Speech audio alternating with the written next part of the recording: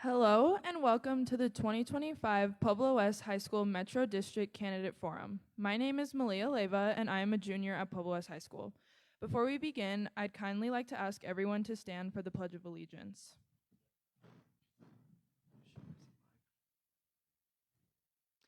I pledge of allegiance to the flag of the United States of America and to the republic for which it stands, one nation, under God, indivisible, with liberty and justice for all. Thank you. Now, I'd like to give recognition to the people that work diligently to make this event possible. First, to our amazing student committee who has helped to organize this event, both on and behind the scenes. Our student moderators for today's event will be Jonathan Dalkey, Katie Timmis, Nkechi Onyejikwe, Cassie Blass, and Lorelei Whedon. We would also like to thank Mrs. Erickson, our wonderful teacher, for overseeing our committee. Orchestrating this event would not have been possible without her. We'd also like to say thank you to the school staff for assisting with the organization of this event and all of the event details. Lastly, thank you to all of our candidates for their participation today. We're so excited to have you here. Pueblo West High School has had a long tradition of providing this candidate forum prior to elections to increase civic engagement and hopefully voter turnout. Rather than debate and compare platforms, they are here to respectfully educate the community on this year's candidates. Each candidate will be given 2 minutes to answer each question. Candidates, for your convenience, we will have a timekeeper at the back of the audience. Will our timekeepers please wave? They will hold up a green sign when your time begins, and a yellow sign when you have 30 seconds remaining, an orange sign when you have 10 seconds remaining, and finally a red sign with a verbal stop when your time is up. Tonight, we expect the forum to last about an hour and a half. We will have one of our moderators ask a question and allow each of the candidates to respond before moving on to the next question. The questions today will cover community-based areas of interest, including water services, parks and recreation, fire protection, economic development, community engagement, and infrastructure. Once again, thank you for joining us today, and let us begin with a 1-minute introduction from each of our candidates. Candidate Gray, will you please begin your introduction? Hello, I'm Brian Gray. I've lived in Pueblo West for 21 years. I've been married with my 3 kids, raised all 3 kids. We've come through these beautiful halls of this school, and I've started my journey on public service. I started off on the Pueblo Regional Building Board of Appeals. I served 2 terms on that, and I just enjoy doing community service. There was an opportunity to come in on the Committee of Architecture. I come in on the Committee of Architecture for a short time, for a couple years, and then there was an opportunity to come on the board. I was appointed on the board 1 year ago, and I feel that there's a lot that I would bring to the table, and I want to continue moving forward with the great movement that we're going with in Pueblo West. Thank you, and I'll let you go to the next one. Thank you. We will now hear a response from candidate Hall. I am Vincent Hall, also known as Vinnie Hall. I am running for board of directors to support my community and further its goals. I believe in Pueblo West and think with strong vision, leadership, hard work, and faith, Pueblo West can truly become an exceptional place to be. I currently work with Clayton Homes of Pueblo as a strategic development specialist, and I think I can bring these skills to the community at large. Thank you for your time and the ability to debate today. Thank you for your introduction, and now we will hear from candidate Mahaney. Good evening. I'm Joe Mahaney. I'm the incumbent. I'm on the board currently. I've been on the board 3 years. I'm a retired civil engineer. I spent 50 years in the water resource business, first at CF&I and then as a consultant. I probably am overeducated, but so be it. Thank you for your introduction. We will now hear from candidate Pasternak. Yes, hello. Thank you, Pueblo West High School students and everyone for coming out tonight and viewing online. My name is Chris Pasternak, and I was born and raised in Pittsburgh, which means I am in fact a Steelers fan by birthright. I enjoyed my 20th birthday in basic training with the United States Air Force. I was trained as an intelligence analyst, and I provided support to ground forces with the MQ-9 Reaper. As an intel analyst, we were trained to intake numerous and various forms of information, put it together, and provide an assessment. I believe that this skill set in particular is highly applicable to being a board member with the Pueblo West Metro District. I was a commissioner with the City of Pueblo Planning and Zoning Department, and nowadays I'm a husband, father, realtor, and an active member within my church. I enjoy Pueblo West's serene and calm setting, away from the hustle and bustle of the city, and I look forward to serving you, the people, once more. Thank you. And now we will hear from candidate Potters. I too would like to thank you for joining us here today, and thank you for this wonderful setup. I'm Rodney Lyle Potter, husband of 27 years, father of 3, grandfather of 1, veteran and proud Pueblo West resident. After 23 years of military service as both a U.S. Marine and Army captain, I chose Pueblo West as my family's forever home. This community has given us so much, and now I'm running to give back.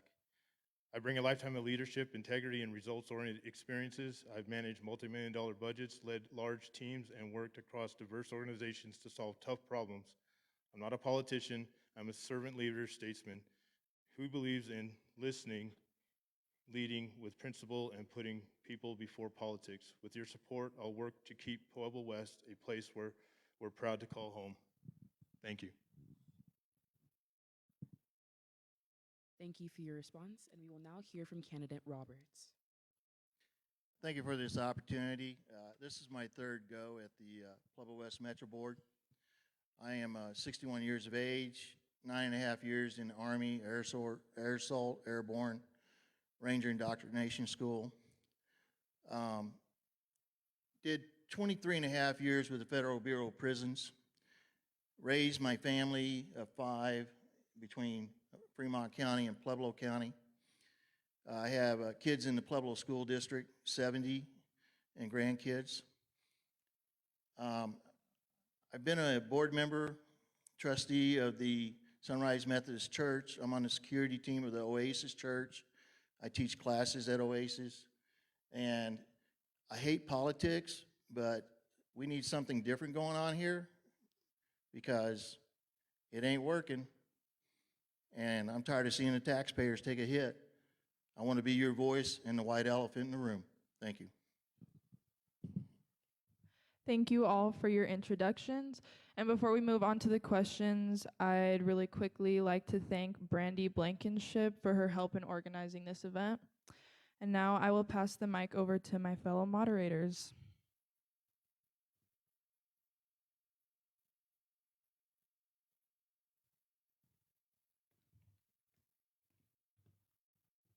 Hello, candidates. To begin, your first question is as follows. Pueblo West currently has 5,882 shares of water.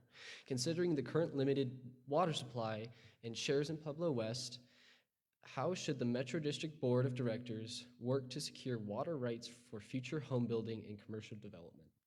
We will now hear from candidate Hall.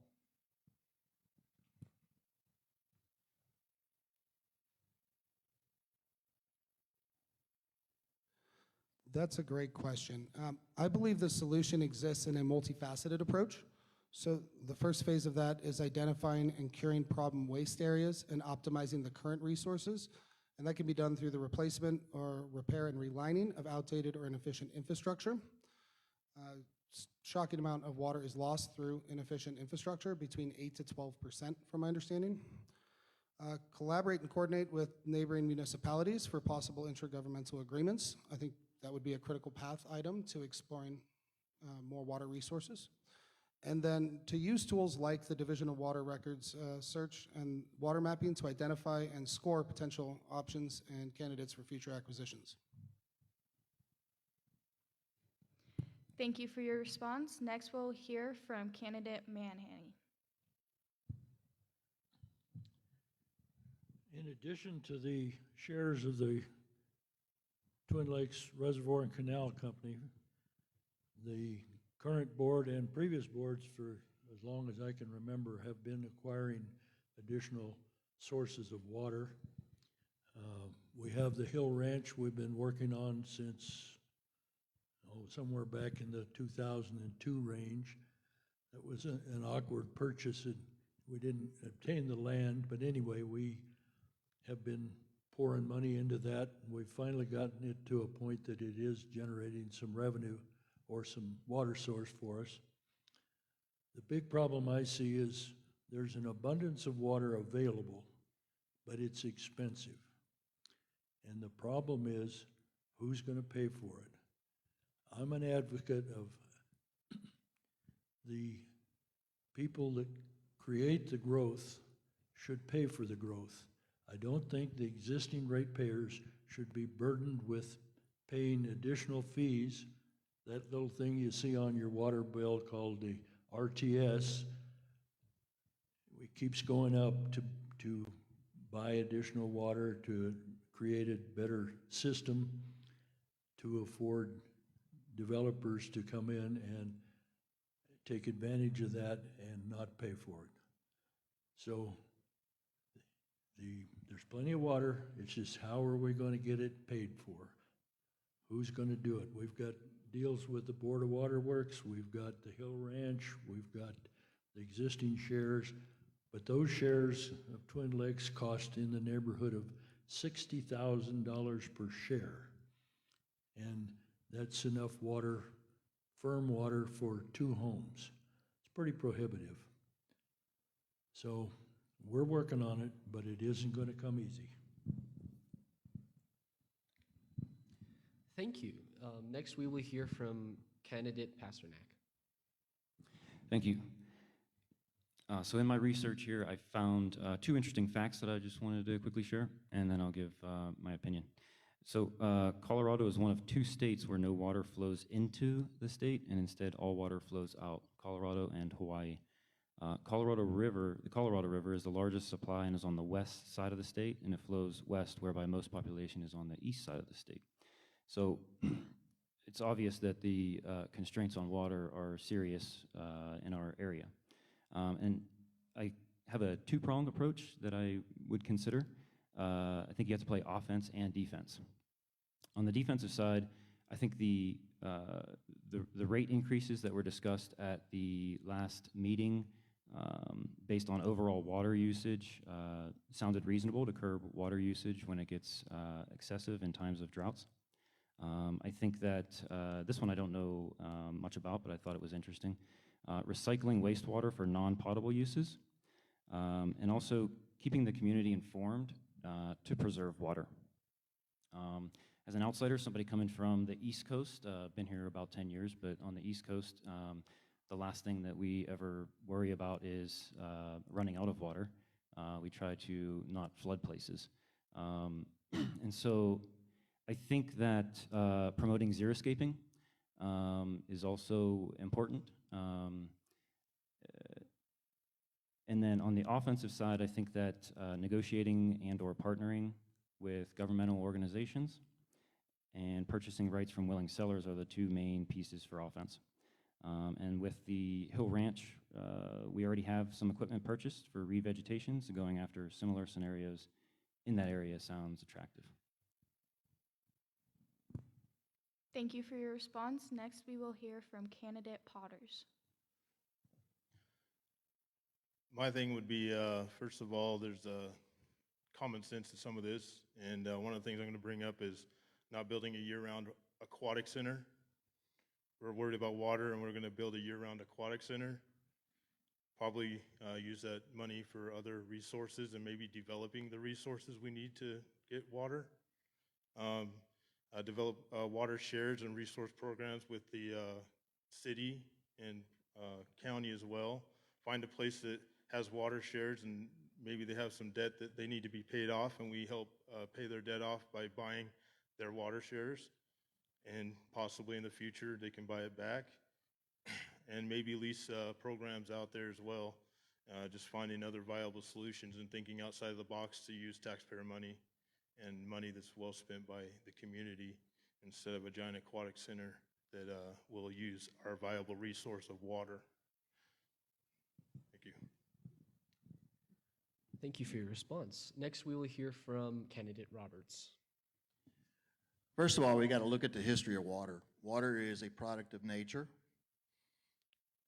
This has a barcode on it, so it's been made a product of nature, and it's been monetized. So someone, many years ago, many years ago, was doing some land grabs. And they were doing water grabs. And at the same time, just like our federal government does, they print money, they print bonds, and they sell them. So now you have water shares out there that have been monetized that was created by nature. And that's where the dollar comes in, the value of that water. Well, the human body is 90% water in most cases, unless you're dehydrated. So therefore, we have a need to acquire that. Now, I have been fortunate. I've been able to live in different areas. Down in Las Cruces, they have like 11 pumping wells that are all tapped into an underground 200-year estimated aquifer. And a month's worth of water down there was like $18.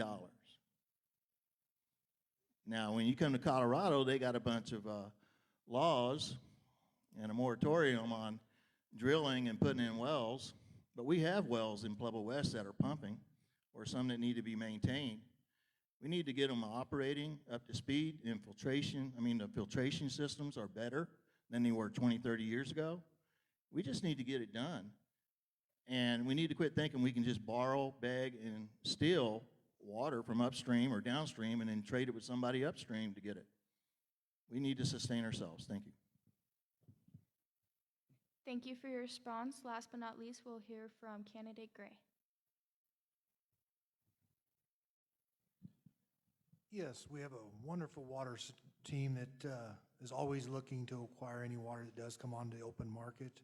They do try to purchase it when it does come available. I also would say that, you know, we're looking into different things as far as conserving water. You know, we're looking at the golf course area to try and help that. You know, there is some water leakage in that that's, I feel, pretty substantial, and everybody is working on that. That has come to the forefront, and the Board of County Commissioners and, you know, the current board is working on that, coming forward with that. I feel that we're working towards to help our water get in better shape. We have, let's see here. Sorry about that. You know, it's all a work in progress of getting everything, all the water coming into us. You know, I think the golf course is going to be a big help. You know, like I said, Joe said, Hill Ranch, when that comes online, that is going to help us tremendously with water. And, you know, conserving the amount of water that we have, looking for any leaks in the infrastructure that the current water team is doing. I think they're making great strides. Thank you. Thank you all for your responses. We will now move on to the next question.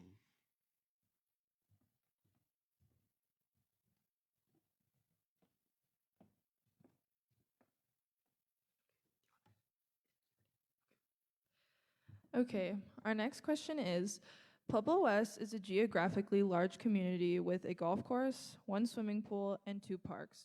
Are you in favor of adjusting mill levies or fees to fund economic initiatives to fund future developments and recreational facilities to better serve the larger community? Why or why not? And we'll begin with candidate Mahaney. The simple answer to the question as stated is no.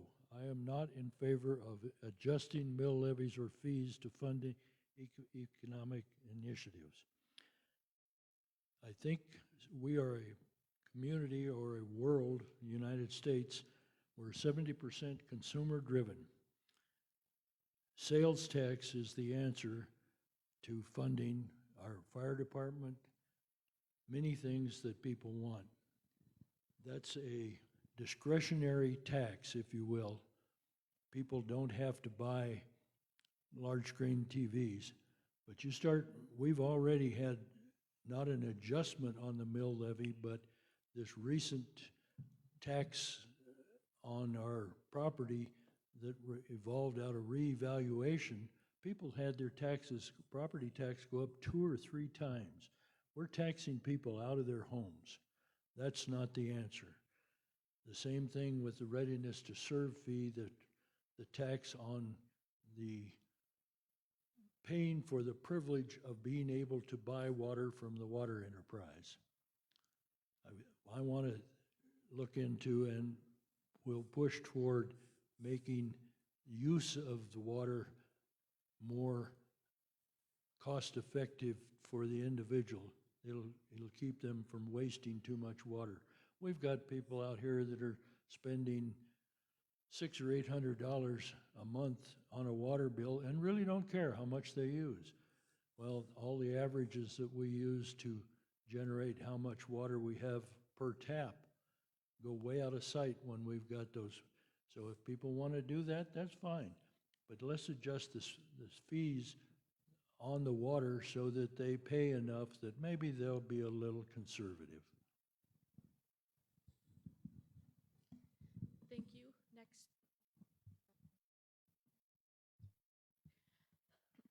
Thank you. Next, we will hear from candidate Pasternak. All right, thank you. I think before we consider raising mill levies, we should take a hard look at each of the existing features mentioned, specifically the golf course and the swimming pool. By my research, the golf course appears to be in what I would consider dire straits, with needing a multi-million-dollar sprinkler repair. We as a district are owed money from the golf course, and they can't seem to pay it back in a reasonable time based on their net income. And by the way, we have no ownership of it as it stands now. The swimming pool required a large expense just to stay somewhat functional.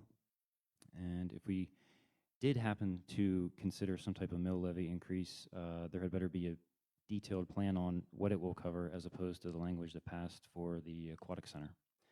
I think we can confidently look back on that and say that was a failure. We are 9 out of 10 years in on that and have maybe 10% of the monies necessary to build the aquatic center. And in 10 years, a lot can happen. And there's no room for flexibility on that. Obviously, COVID happened, prices skyrocketed, and so there's no means for adjustment. Lastly, on that topic, the city is working on an aquatic center, so that's a 15-minute drive to their aquatic center. Grants, partnerships, and sponsorships should also be considered before mill levies, as well as sales tax. And once you increase, you're typically not going to go back. And also, I think, lastly, that we should hammer out the things that we can get with grants, such as trails. In recent meetings, I've seen us getting some really crazy good deals on trails through the grants right now, so I would be knocking those out left and right. Thank you for your response. Now we will hear from candidate Potters. I too am a no, because I think the community is being taxed and feed to death already. Without the consent of the community, I don't think it is right to put a tax or fee, which are taxes, let's not fool ourselves, fees are taxes, on the community with other recreational facilities within Pueblo West that is having, with Pueblo West already having a hard time providing the upkeep and maintenance of those recreational facilities, such as the golf course and the swimming pool. I think there's other viable ways to let's take what we have and improve on it, and possibly use the money to improve on the current things that we have already. In the Marine Corps, when I served in the Marine Corps, we got the bottom of the barrel of the things that were hand-me-downs from throughout the military, and we were budget-oriented and always made sure our budget was paid. And out of all the branches, the Marine Corps was the one that had all its P's and Q's straight this last year, with all the other services wasting money. It's all about how you prioritize the money, how you allot the money, and where it should go to within the public facilities and maintenance fees, or not fees, but maintenance on these facilities. But I say no, because we already have a ton of taxes and fees put on us already, and I say we improve on what we have versus starting other things that we can't take care of already. Thank you. Next, we will hear from candidate Roberts. Thank you. First of all, the golf course is pre-existing. The recreation center with the aquatic pool facilities is not. That was a ballot issue. I think the taxpayers who voted for that should get what they want, or possibly the resemblance of what they wanted. With the golf course being pre-existing and having members, obviously they can afford to play golf whenever they want to and walk on green grass every day. So maybe they need to come up with their own solution for their own problem. Doesn't need to be the burden of the people. I would like to propose that if I'm elected, I am going to donate every dollar I get from the Metro District as a salary to a GoFundMe account for a recreation aquatic center, or possibly 3 or 4 satellite recreation centers and pools with smaller capacity than that of an Olympic pool, to give the community a resemblance of what they voted for and have had expectations for over 7 years now, which has been stagnant. It has not gone forward. No one's moved on it. Matt Smith ran on that. It didn't happen. We need people that's going to come up with better ideas and manage your money better, and no taxation. We've been taxed to the hilt, and we need better transparency in our governmental office. I want to get rid of the closed session and the executive sessions, and everything that we come up with and we discuss is in the public on a weekday and on a Saturday. So it's available at least once a week to people who can't make it through the weekday meetings. Thank you. Thank you for your response. Now I will hear from candidate Gray. Thank you. I'm not in interest to raise mill levy. I don't want to raise our mill levy. I am in favor of the 1% sales tax that we did put in for the roads and for our fire department, that there is, people can choose to buy ticket items to spend that money to help fund that items. Our golf course is actually starting to turn the corner on things after a long time, which is great. Swimming pool, what we're trying to do is save some money in different areas. We're looking in the budget. We've moved some money around as far as any taxes that came in off, like the marijuana. We increased the fees to go towards the aquatic center. We are looking to save money on different, large ticket items to put that money towards the aquatic center, whether it be a swimming pool or an aquatic center. I think we're going to start off with a swimming pool is what my envision is. So that way we can at least get the swimming pool that is there. It's out of date. It's on its last leg. We need to get something moving forward with that. And I believe that is where the direction that we need to go as far as that. I do not believe in a mill levy. Thank you. Thank you. Next, we will hear from candidate Hall.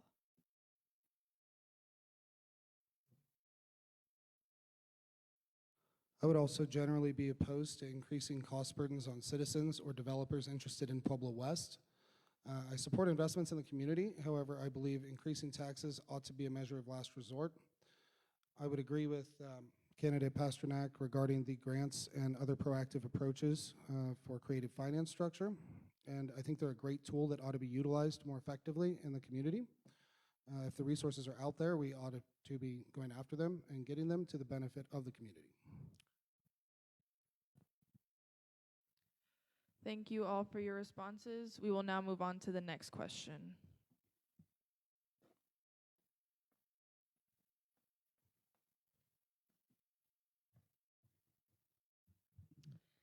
Okay. The Pueblo West Metro District provides the community with various events located at the Civic Center Park, such as Kites and Coffee or Midsummer Jam Session. These events give families and the larger community something to look forward to.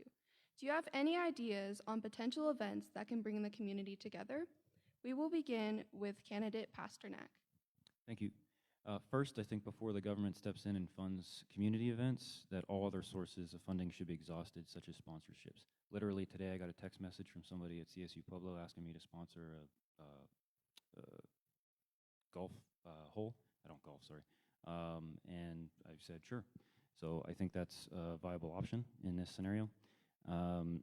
As far as ideas, yeah, sure, I got lots of them. Outdoor movie nights paired with food trucks, popcorn, farmers markets featuring local products, produce, crafts, that supports small businesses and offer a nice gathering space. We have a pretty good trail system, so partnering with organizations to offer guided walks and educational sessions about the area's flora and fauna, especially harping on that xeriscaping.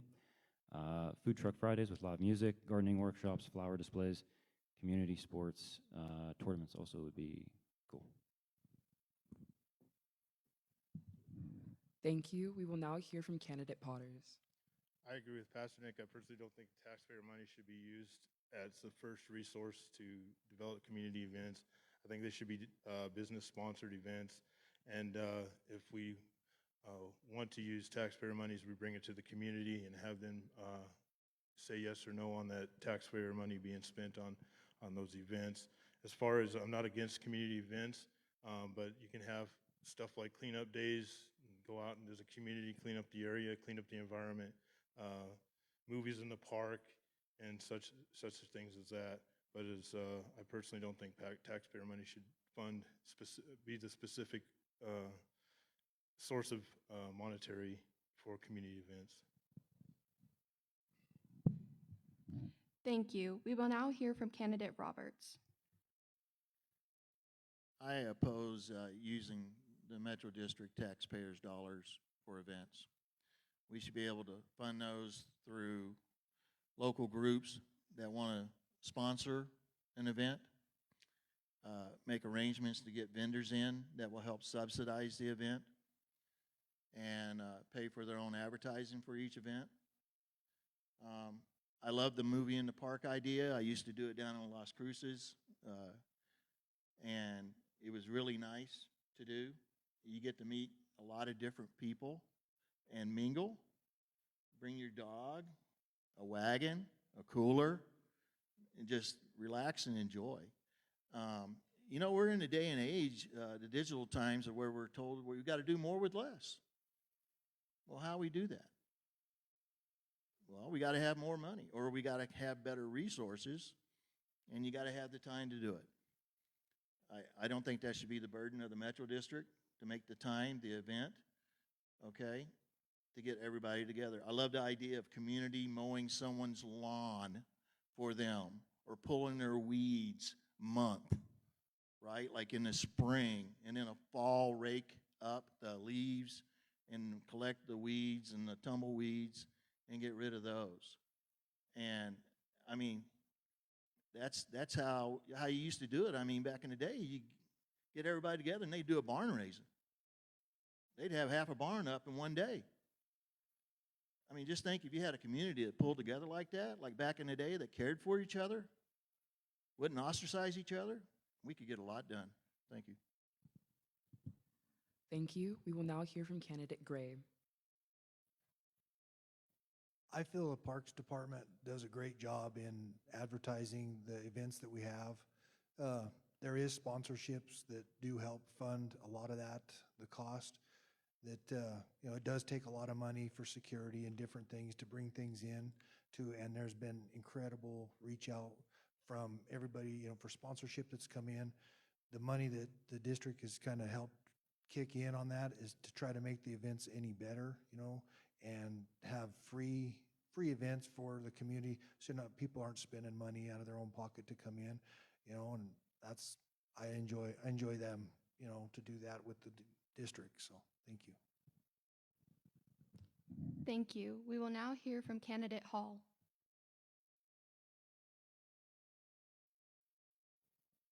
So I believe that community events are really awesome. So yes, I have some ideas, and I think that they're well worth whatever investment comes from the district to them.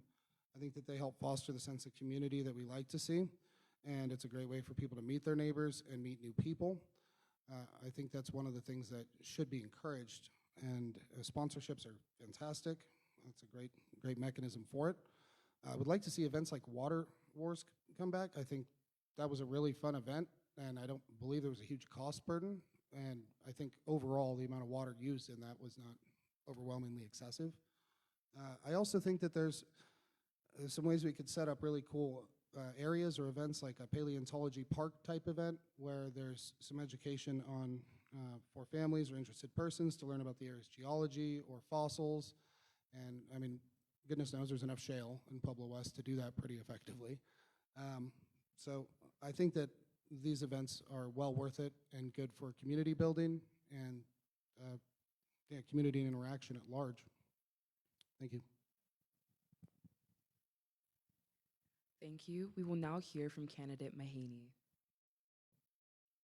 3 years ago, I was visiting with one of our taxpayers that was complaining about the wind blowing all the time. I said, what we should do is have a kite festival, and then the wind would quit blowing. And the first year that happened. This last year, we had a nice wind. There was no admission charged. People came. It was very colorful. And I think we could pursue that in coming years, and Pueblo West could be known for the Kite Festival of Southern Colorado, if not beyond that. The thing I like about it and some of the other events that we've held in the park is they don't charge admission. I don't like those big grandiose things where they put up a bunch of fences around so that people can't get into the park that they've already paid for, and they have to buy a ticket that gives them a free beer and whatever. I think we're just spending our money the wrong way. The park should be free, unless exaggerate the use of that park, like on the 4th of July, instead of having a water parade where people bring big pumps and trucks and try to run over each other and spray pesticides on each other and so forth. Just have a water fight in the park, and then all the water that's used will irrigate the lawn. So there are things that we can do that make sense. But spending a lot of money to have a big hoop-de-doo deal, people don't want to do it. I sure don't. Thank you for your responses. We will now move on to the next question.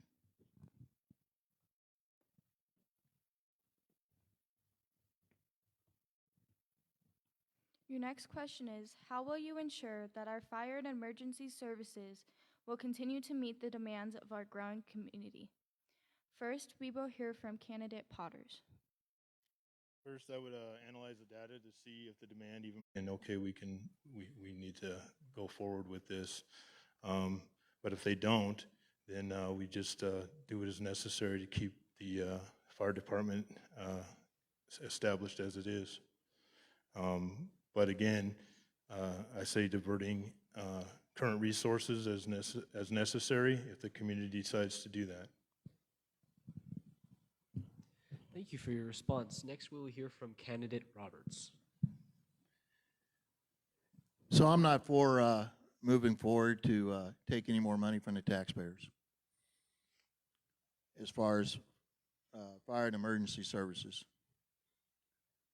You got to look around your community and ask yourself, use some common sense.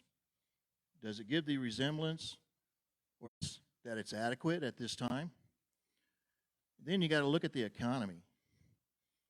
You're not going to get a boost, a big moving into Pueblo West bang in this economy right now.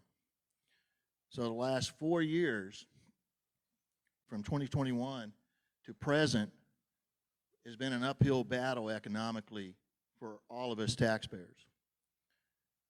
But we have a new fire station out off of McCulloch over there, about a dollar store. And we got new fire trucks, okay? And all our firefighters are certified and qualified to service our needs. So with all the foreclosures and people who just left in the middle of the night in their homes and stuff like that, there's no need for the growth or potential of fire mitigation, with the exception of if we're going to require the residents to clear their property and keep it to a certain height to decrease the fire hazard, well, then the Metro District is going to have to mow all of their open lands. Like Turkey Creek that runs behind my house. I mow all the way over to the creek. But that's just me. I got the time and the capability. There's people out there who had life events. They don't have the money. They can't afford it. They physically can't do it. Thank you. Thank you for your response. Now we will hear from candidate Gray. Yes, what I would like to do is, I would like to make the 1% sales tax for the fire permanent. That way, everybody knows that this 1% goes strictly to the fire department. My number one priority is the safety of our community. I don't want anything like what happened in Los Angeles and Hawaii. And I feel that the 1% sales tax for the fire department needs to become permanent, so that way we can move on. And hopefully that does continue our funding of the fire department. You know, it does take a lot of money to fund the fire department. We've just, you know, we approved a lot of, you know, some masks that we've been done, and there, you know, the equipment wears out, and there's a lot of cost in that. And you know, and the 1% sales tax is a voluntary sales tax. We choose to buy something as far as our big ticket items. You know, that's where I'm at, is I would just think the 1% sales tax, if we made it permanent, then people can go ahead and choose to buy something or not choose to buy it, so it's not a tax burden on every single individual here. Thank you. Thank you for your response. Next, we will hear from candidate Hall.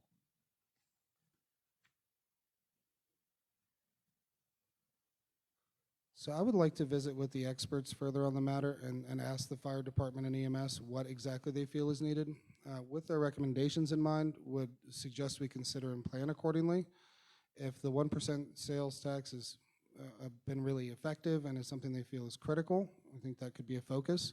But I think this is a fantastic area for grant focus as well, as I believe there are resources for fire department development as well as for equipment. Thank you for your response. Now we will hear from candidate Mahoney. Well, I agree, first of all, on extending the fire sales tax that we have in place now that will sunset. It was a 10-year tax to build fire station number 2. Knowing that that isn't currently a permanent sales tax, we had to adjust the budget to support the fire stations out of the general fund. If we make that sales tax permanent, 2 things will benefit the community. We can free up money out of the general fund for other things that people seem to think they want. And second, sales tax is generated by a lot of people that don't actually live here.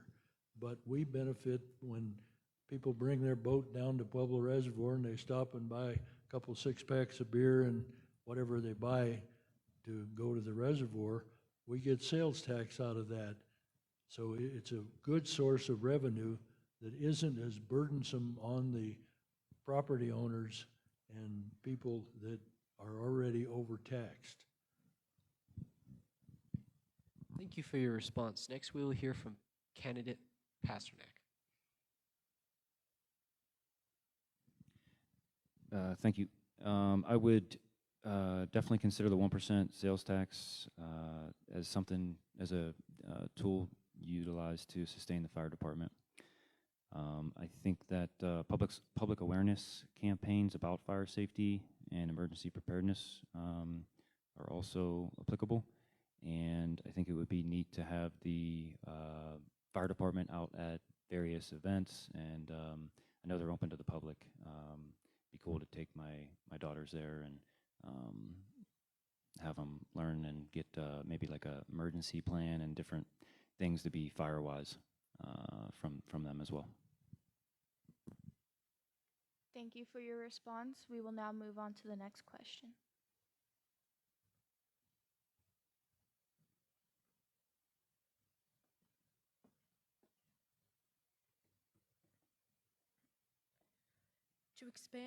To expand economic growth, how do you plan to attract new businesses or industries to Pueblo West? We will start with candidate Roberts.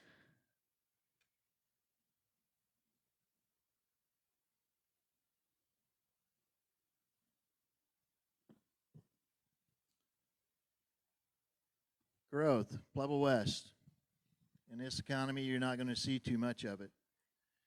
But if you're going to consider any growth, you got to look at all the stakeholders. That's the big business people out there.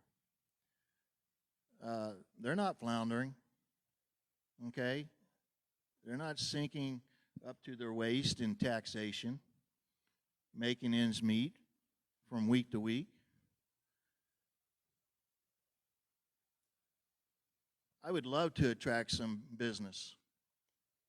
And we got to make sure that those people that own all these big businesses who have created a monopoly in Pueblo West are not the kings and queens of Pueblo West.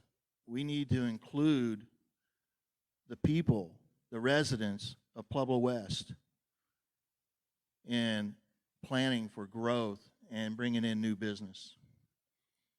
And then when you bring in new business, you're always going to have the big business look at it as if, wow, this guy wants to put in a gas station, and that's going to be a conflict with my business because I already have a gas station, okay, or a restaurant, or a liquor store, or a mattress firm. And we just need to keep big business at the same level as small business as far as accommodating them.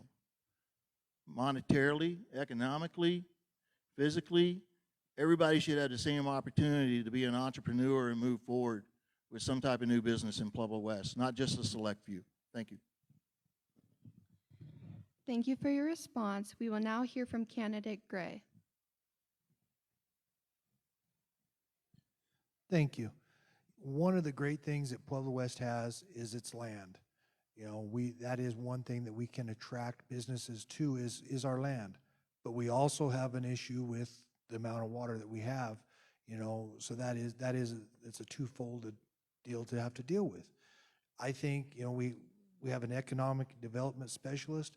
I feel that he's going to bring great things to the table. I think he's going after some, you know, hopefully some restaurants, some things that'll bring some tax revenue into our community to help fund a lot of these other things, these issues that we have. Hopefully, you know, that's what happens. But like I said, our biggest thing is we have the land. That's about all we really have to offer. We don't have a sales tax like, you know, the city does and stuff. But, you know, we do have land that we can hopefully entice people to come in here and give them, you know, some cheaper land to come in here as far as within the city. So thank you. Thank you. Next, we will hear from candidate Hall.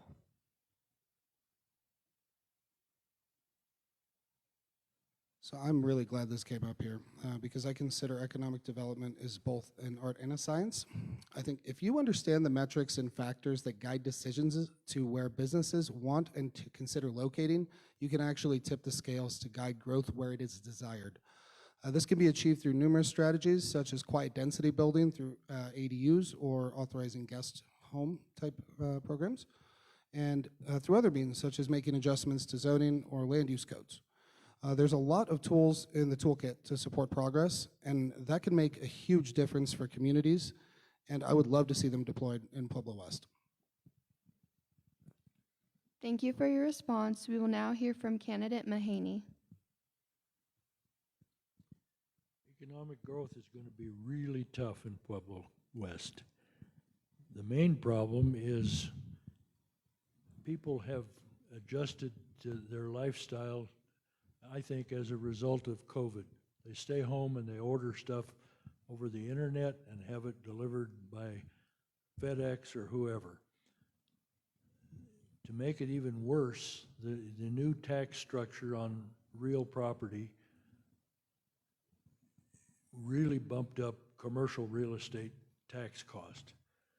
To own a piece of property, or if you rent it from somebody, your rent is going to reflect the newer, higher tax rate. It's going to be difficult to have that kind of overhead. We see a lot of people in Pueblo West operating a business out of their home to avoid that overhead. It's not in the covenants, but it's happening as a structure adjustment to the real life that we're exposed to. So to answer the question, I don't see any way to develop, we used to hear PEDCO, the Pueblo Economic Development, say, oh, there are hundreds of people just out there waiting to come to Pueblo. And I always would drive out to exit 108 on the interstate and look for all of those companies that were just ready to come to Pueblo. Those companies that want to come someplace, they want free taxes, free giveaways, free land, and then they'll come, and first thing you know, when they start paying taxes, then they leave and go to some other community that wants to give them the benefit of the employment. It's going to be a tough deal. I don't see any close solution to it.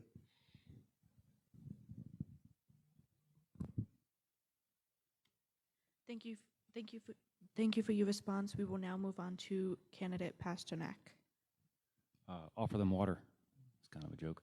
I would consider tax breaks, grants, reduced fees to attract businesses to increase their net operating income potential in our community, perhaps under sunset provisions. Work with PEDCO. It's my understanding we have a member of the board sitting on that board as well. From a marketing standpoint, we have an affordable cost of living, the quality of life. We have trails, parks, the reservoir, and showcase success stories of other businesses in the area. Romo Boco comes to mind. And I think we need to make it very clear that we are different from Pueblo, completely different from the city of Pueblo. So we need to distance ourselves from a marketing standpoint from the city. Thank you for your response. We will now hear from candidate Potters. As my understanding, the water is one of the big reasons for lacking of interest of Pueblo West districts and how much it costs to tap into the water resources around here. I would say be business friendly, reduce costs if capable, try to work a deal out with the water tapping, bringing in the businesses that don't require a lot of water resources probably, so finding businesses that don't have a lot of water resources.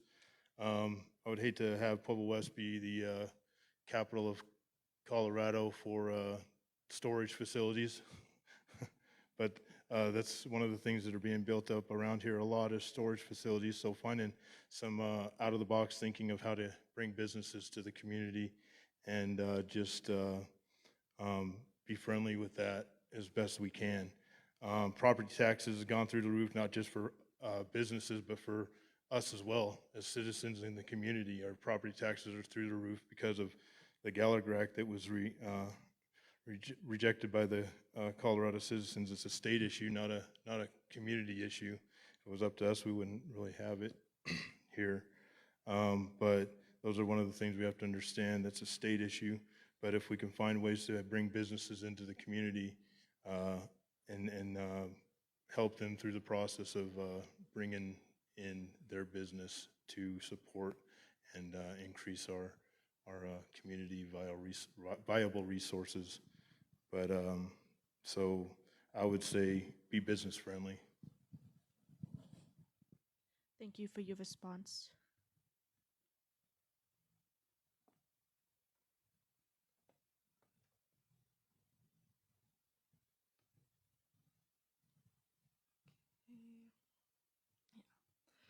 Okay, now those are all of our questions, so we will now let the candidates give a 1-minute closing remark each. And we will begin with candidate Gray.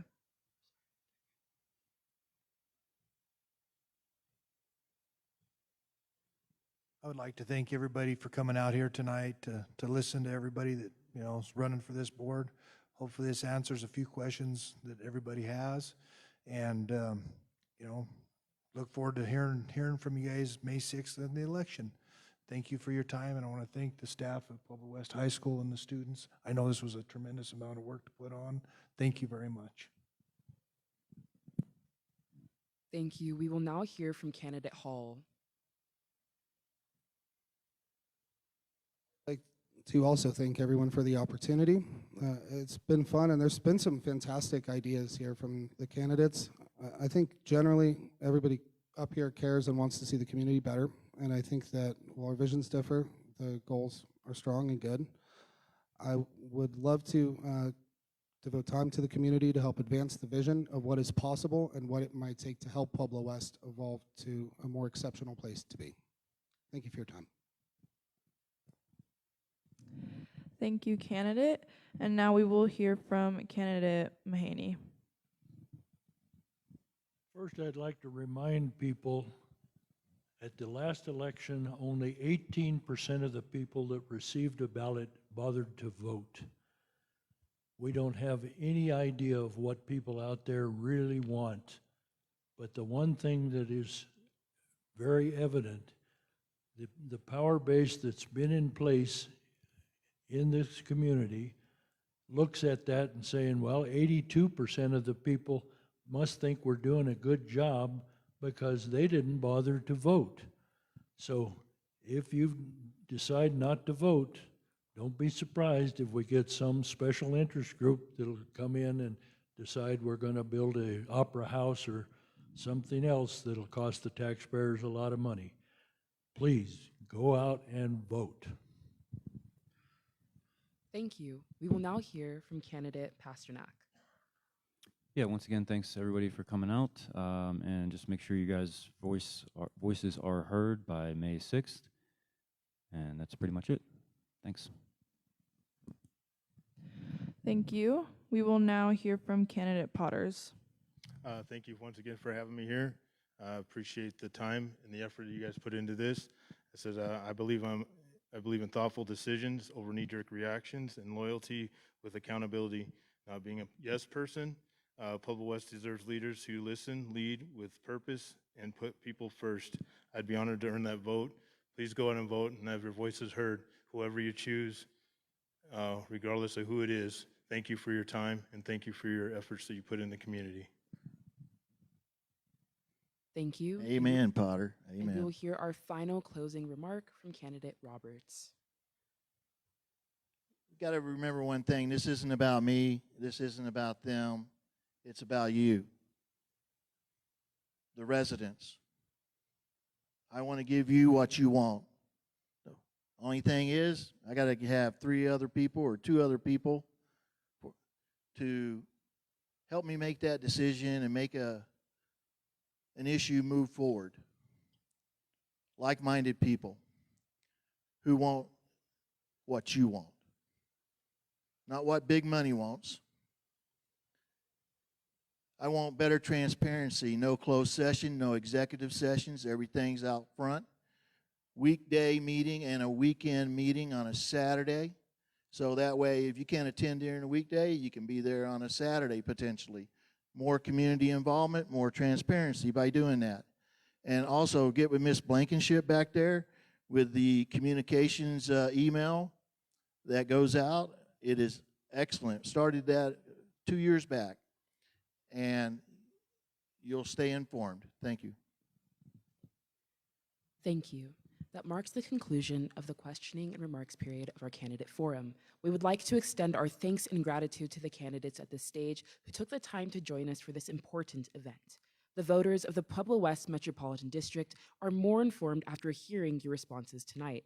We wish you the best of luck with the rest of your campaign, and it is civic engagements like this forum, that show the youth in our community the importance of getting involved at the grassroots level.